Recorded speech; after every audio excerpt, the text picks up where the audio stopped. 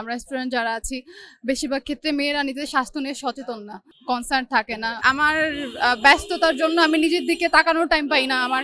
আমি part time job করতেছি, আমি টিউশন করতেছি, আমি পড়াশোনা করতেছি, আমার জব প্রিপারেশন আবার নিতে হচ্ছে। তো সব কিছু ব্যালেন্স করে আমি নিজেকে যে আলাদা টাইম দিব, নিজের প্রতি যত্ন নিব, যে হারে অন্যান্য সময় নিতে পারতাম, একটু শিডিউল ফাঁকা থাকলে সেটা এখন নিতে পারছি না।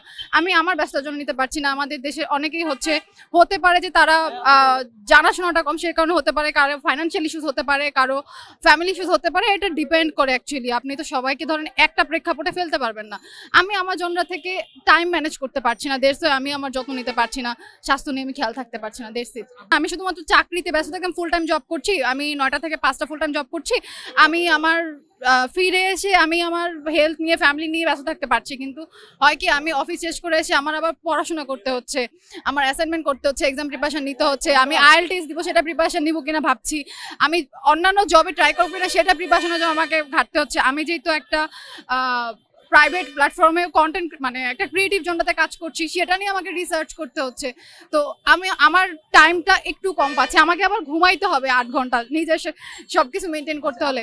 আমি এটা এনশিওর করার ট্রাই করি 6 থেকে 8 ঘন্টা যেন আমি ঘুমাইতে পারি। আর এর ফাঁকে আমার খাওয়া দাওয়াটা ব্যালেন্স করার ট্রাই করি।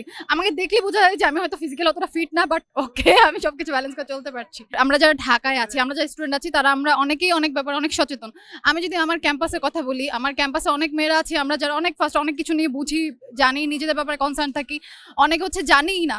আমি আমার প্রেক্ষাপট থেকে কনসার্ন না, এ কারণে কিন্তু দেখবেন যে আরেকজন আপু হয়তো উনি বুঝতেই পারছে না বা জানতেই পারছে না, বা তার ফাইন্যান্সিয়াল ইস্যুস, তার কাছে পয়সা নেই, টাকা নেই, সে ট্রিটমেন্ট করতে পারছে না বা কনসার্ন হতে পারছে না। নারীরা যেমন খুব এগিয়ে গেছে, নারী পুরুষ অনেকেই অনেক এগিয়ে আছে, অনেক ভালো জায়গায় সফল, ভালোভাবে এগিয়ে গিয়েছে, অনেক কিছু বুঝছে, সচেতন।